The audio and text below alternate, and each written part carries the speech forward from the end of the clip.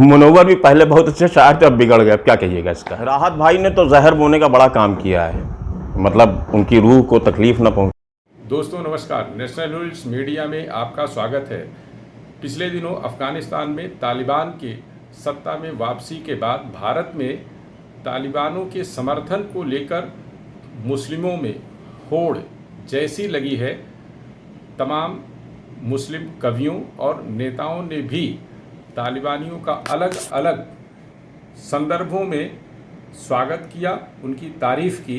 इसे लेकर आज हम प्रयागराज से जुड़े प्रख्यात कवि और लेखक यश मालवीय जी के सामने हैं।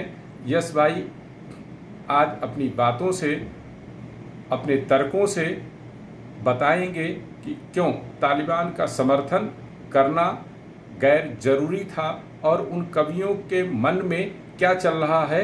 यह यश भाई की बातों से भी आप अंदाज़ा लगा सकते हैं।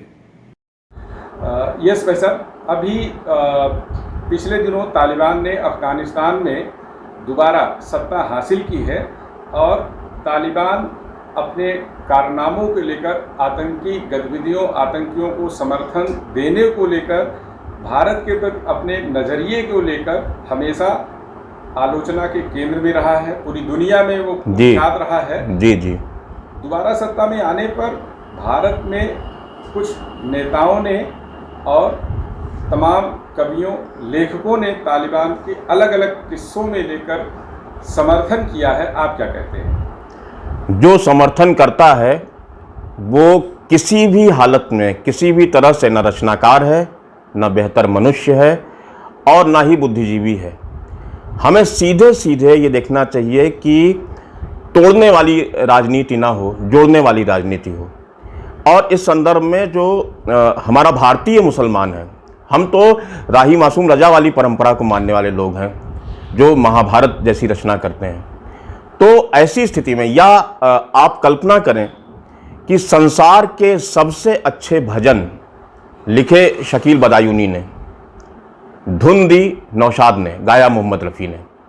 ये भारतीय मुसलमान हैं। और जो सचमुच भारतीय मुसलमान होगा, जो मुसलमान छोड़ दीजिए, जो भारतीय होगा, उसके लिए इसका समर्थन करने की स्थिति में मैं कहता हूं कि उसकी ज़बान पे छाले पड़ जाने चाहिए। जावेद अख्तर साहब ने जी तालिबान की तुलना राष्ट्रीय स्वयंसेवक संघ से की। जी जी। देखिए, जावेद अख्तर साहब के प्रति मैं पूरा सम्मान और सलाम देते हुए ये बात कहना चाहता हूं कि प्रकृति और प्रवृत्ति के साथ देखना पड़ेगा। हार्ड लाइनर किसी भी स्थिति में स्वीकार्य नहीं है, वो चाहे अंधा हिंदुत्व हो या अंधा इस्लाम का अनुकरण हो। ये दोनों ही मेरे लिए त्याज्य हैं और वरीण कतई नहीं है। आप खुली आंखों देखिए, मनुष्य से बड़ा धर्म नहीं है, ना इस्लाम ना हिंदुत्व। इसलिए जावेद अख्तर ने एक अतिरेक में बात ज़रूर की है, गुस्से में बात ज़रूर की है, लेकिन उनके कथ्य पे जाना चाहिए, मंतव्य पे जाना चाहिए। वो ये कह रहे हैं कि किसी भी तरह की जो एक भीतर की जो जड़ता है वो हमें दोनों तरफ दिखाई देती है, बराबर से दिखाई देती है। लेकिन इसका मतलब ये नहीं कि हम किसी को स्थापित करने के लिए किसी को गरियाएं। ये ज़रूरी नहीं है कि हम किसी को अगर स्थापित करना चाह रहे हैं तो किसी की आलोचना करें। जब तालिबान की बात हो रही है तो तालिबान की बात होनी चाहिए, जब आरएसएस की बात हो रही है तो आरएसएस की बात होनी चाहिए। दोनों प्रसंगों को मिला के आप एक तरह का भ्रम क्रिएट करते हैं समाज में। और आप बड़े रचनाकार हैं, इसलिए आपकी जिम्मेदारी और बड़ी है। आपको देखना होगा कि आप किस एंगल पे खड़े होकर अपनी बात कर रहे हैं। मैं आरएसएस से जो तुलना हुई तालिबानियों की, उसमें एक सीमा तक सहमत भी हूँ, क्योंकि जो अंधापन है उसके खिलाफ है हम बतौर रचनाकार। लेकिन ये तुलना अगर समाज में तोड़ने की भूमिका में आने लगे तो उस तुलना को हम किनारे कर देंगे और हम पहले मानेंगे ना इस्लाम ना हिंदुत्व, मनुष्य धर्म सबसे बड़ा है। और हमारे भारत देश जो है, हमारा राष्ट्र जो है, उसकी प्रकृति जोड़ने वाली रही है। आप समझ लें, कवि सम्मेलनों की जो परंपरा रही है, कवि सम्मेलन में या कवियों की भूमिका तो विपक्ष की रही है। हम सदैव विपक्ष में रहे। आप सोचिए कि नेहरू जी के समय में जब एक मुकदमा चला अंग्रेज अदालत में। इस विषय पर हम बाद में अभी आएंगे। जी जी। मुनव्वर राणा जी माँ की कविता को लेकर पूरी भारत में दुनिया भर में सुर्खियां बटोरी और वाहवाही हुई। भारत को माँ के तौर पर जी माना जाता है, लोग मानते हैं, कहते हैं। मुनव्वर भाई ने भी तालिबान की तुलना वाल्मीकि से की और कहा जैसे वाल्मीकि डकैत थे और बाद में सुधर गए, उनको पूजा जाने लगा, वैसे तालिबान भी सुधर सकते हैं और वो भी अच्छा कर सकते हैं। ये पूरा का पूरा मामला जो है वो, जैसा मैंने पहले कहा कि मुनव्वर ने माँ को लेके जिस तरह कविताएं लिखी, और निदा फाजली का एक शेर याद आता है ना कि हर आदमी में होते हैं 10-20 आदमी, जिसको भी देखना हो कई बार देखना। मुनव्वर ने चाहे पुरस्कार लौटाने वाला प्रसंग रहा हो, डबल गेम खेला है और लगातार उनके ऊपर जो है मोदी योगी का फोबिया काम करता है। रचनाकार को इस फोबिया से आगे नहीं बढ़ना चाहिए। मुक्त आंखों से, मुक्त कलम से ही समाज के लिए बेहतर रचनाएं दी जा सकती हैं। माँ का ऐसा संवेदनशील प्रसंग उठाने वाले मुनव्वर जब अतिरेक में जाके सारी चीज़ें एक चश्मे से देखने लगते हैं, तो हमें उनकी आंखों पे नहीं, उनके चश्मे पे संदेह होता है, दृष्टि पे संदेह होता है।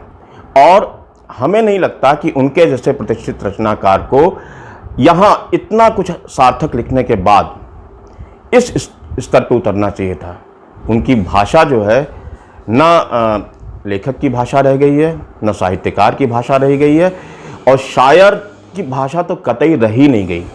वो एकदम जैसे कि कोई मवाली बात करे उस तरह बात करने लगे हैं, और इस तरह से बात करने से हमारे समाज में एक दूसरा संदेश जा रहा है।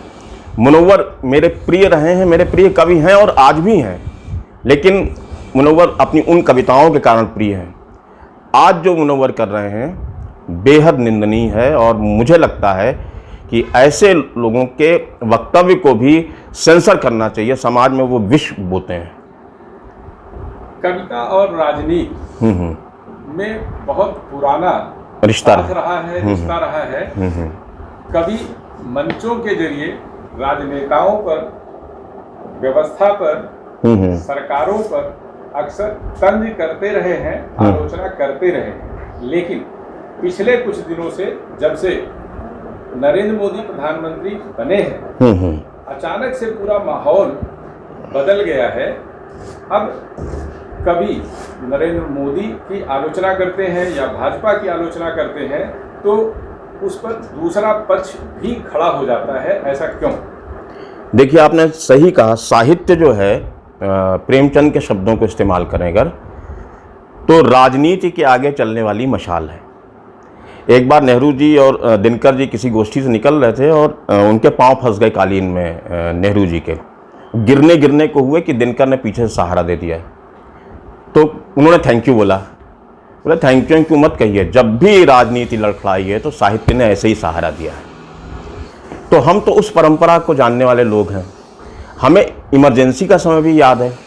इमरजेंसी के समय ये होता था कि आप सरकार के विरोध में कुछ लिखते थे तो आप नोटिस में लिए जाते थे, आप पे एक्शन होते थे, आपकी कलम पे पहरा था, आपकी ज़बान पे पहरा था।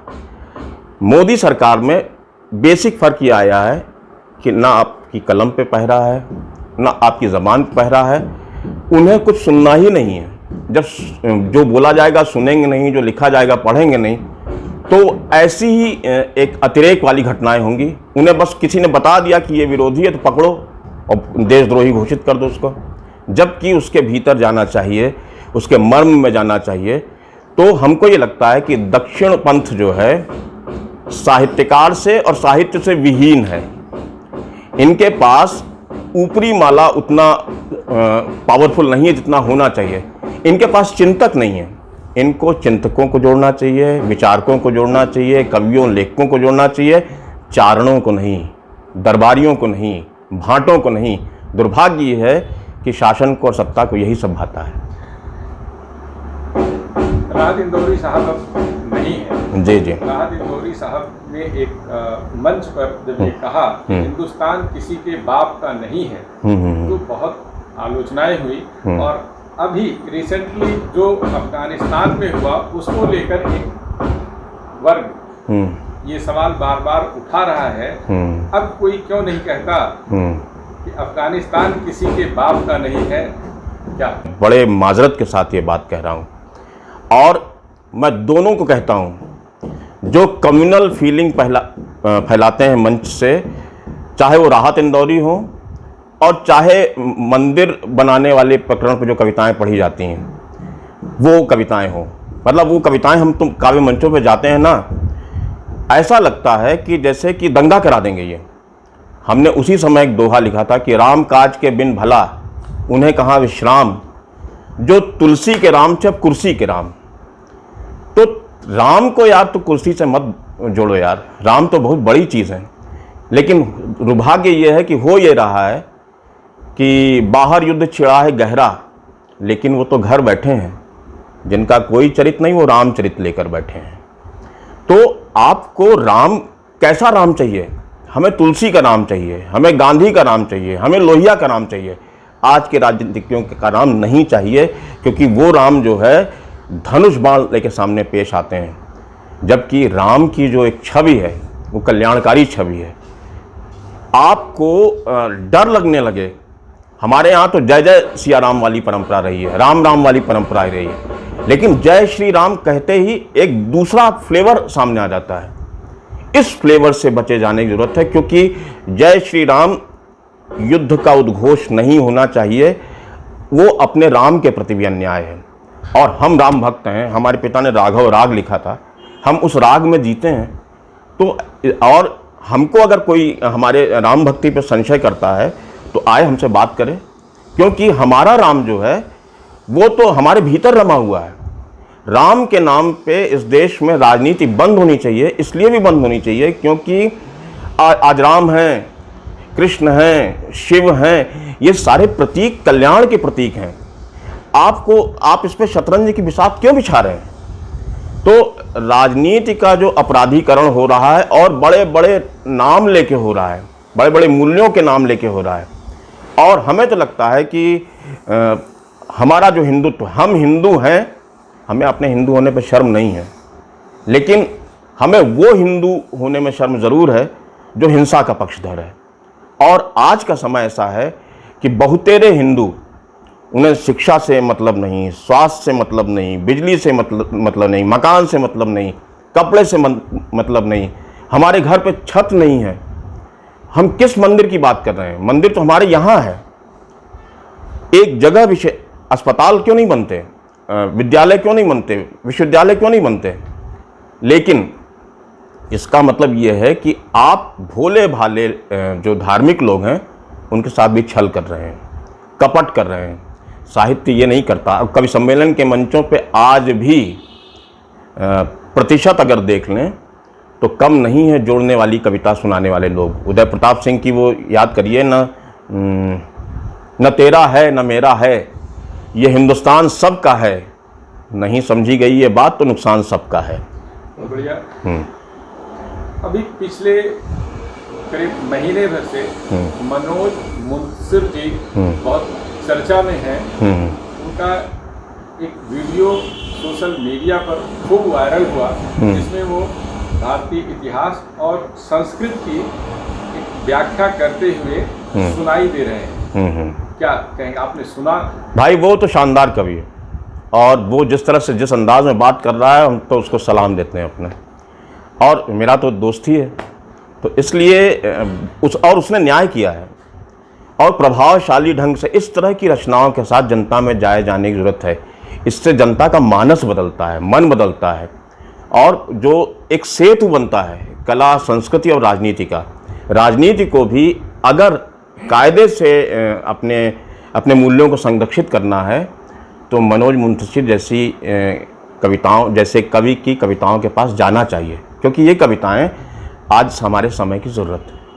और इस ज़रूरत के चलते जो भी लिख रहा है, जैसे वो मेरा ही गीत है, दबे पैरों से उजाला आ रहा है, फिर कथाओं को खंगाला जा रहा है। ये कथाओं को खंगालने का भी समय है, ये राम को नए सिरे से परिभाषित करने का भी समय है। ये पूरी की पूरी जो व्यवस्था है, पूरी हमारी जो कायनात है, एक तरह से हम संक्रमण के दौर से गुजर रहे हैं। अभी जिस महामारी के दौर से हम निकल रहे हैं या लगभग निकले हैं, फिर लौट रहे हैं, कहीं आ रहे हैं, कहीं जा रहे हैं, एक संशय की स्थिति है। ऐसे में सबसे ज़रूरत इस बात की है कि हम अपना आत्मबल, ये देह की बीमारी तो दूर हो जाती है, मन की बीमारी नहीं दूर होती। और हमारा देश मन की बीमारियों से भी गुजर रहा है, शरीर की व्याधियों से ही नहीं।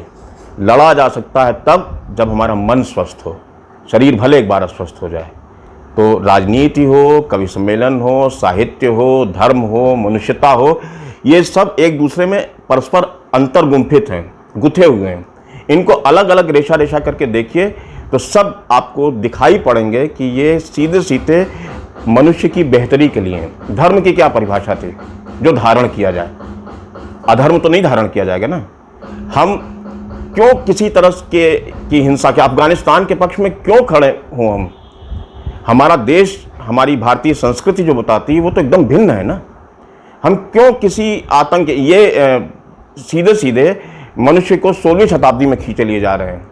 स्त्रियों के साथ जो हो रहा है, दलितों के साथ जो हो रहा है, बच्चों के साथ जो हो रहा है, हमारे देश में तो देखिए इस तरह का कोई वो नहीं है। लेकिन हमारा देश अगर इस पूरी घटना से प्रभावित होता है तो हमें आत्मालोचन करना पड़ेगा, अपने भीतर झांकना पड़ेगा कि ऐसा क्यों हो रहा है। हम अपने लोगों को नए सिरे से जोड़ें, पहचानें। इसलिए भी ज़रूरी है कि ये जो हम संवाद कर रहे हैं, ये संवाद समाज में कम हो गए हैं। और इसके लिए मैं बधाई भी देता हूँ आपको कि आप इतने संवेदनशील सवाल लेकर हमसे रूबरू हुए। क्योंकि हमको ये लगता है ना कि कोई तो है, कहीं तो है जो सोच रहा है इस तरह से। इस समय जब समाज हमारा टुकड़ों टुकड़ों में हो रहा है तो हमारा दायित्व संस्कृति कर्मी होने के नाते क्या होना चाहिए कि हम केवल हिंदू, मुस्लिम, सिख, ईसाई आपस में भाई भाई कहने से नहीं काम चलेगा। ये हमारी संस्कृति जो है गंगा जमुनी तहजीब की संस्कृति है। यहाँ पे गंगा यमुना, हमारे शहर को ही लीजिए इलाहाबाद को, तो गंगा यमुना का मिलना संस्कृति का मिलना भी है। और वहाँ जो सरस्वती है वही महादेवी पंथ निराला के रूप में उजागर होती रही है हमारे देश में, हमारे शहर में। यस भाई, क्या पिछले कुछ समय में कवि और कविता भी धर्मों की तरह बट गई है? एकदम। इतना बड़ा विभाजन, ऐसा क्यों हुआ? इतना बड़ा विभाजन तो हमने कभी देखा नहीं था। असल में कवि या लेखक भी महत्वाकांक्षी हो गए हैं और ये राग दरबारी का समय है। आप किस नेता पे कितनी बड़ी प्रशस्ति लिख सकते हैं, उस हिसाब से आपका पुरस्कार तय होता है। आप हमारे लिए बताएं, एक संस्थान ने हमें बुलाया, तो जब बुलाया और उसके साथ ही एक दूसरे संस्थान ने कहा कि भाई उनको क्यों बुला रहे हैं, वो तो कम्युनिस्ट हैं। अब बताइए, कम्युनिस्ट होना गाली हो गया आज के समय में। और क्यों हो गया? क्योंकि कम्युनिस्टों ने भी अपने को प्रमाणित नहीं किया। इस नाते हम अगर गरीबी की, भुखमरी की बात करते हैं, हम असमानता की बात करते हैं, तो हम कम्युनिस्ट हो जाते हैं। जबकि जो जहाँ जैसा सही दिखता है उसके पक्ष में हम हैं। वो अगर ऐसा नहीं है कि हम आँख मूंद के बीजेपी की तरफ से कोई अच्छा काम होता है तो हम होते हैं पहले आदमी सराहने वाले। इसलिए या जैसे कम्युनिस्ट होने का मामला ये है, ये इस तरह से कम्युनिस्टों ने रोटी सेकी है। मेरा तो एक गीत है इसमें, हम तो उस रूप के कम्युनिस्ट होना भी नहीं चाहते। कमरों में कामरेड बैठे हैं, सड़कों पर खून बह रहा है।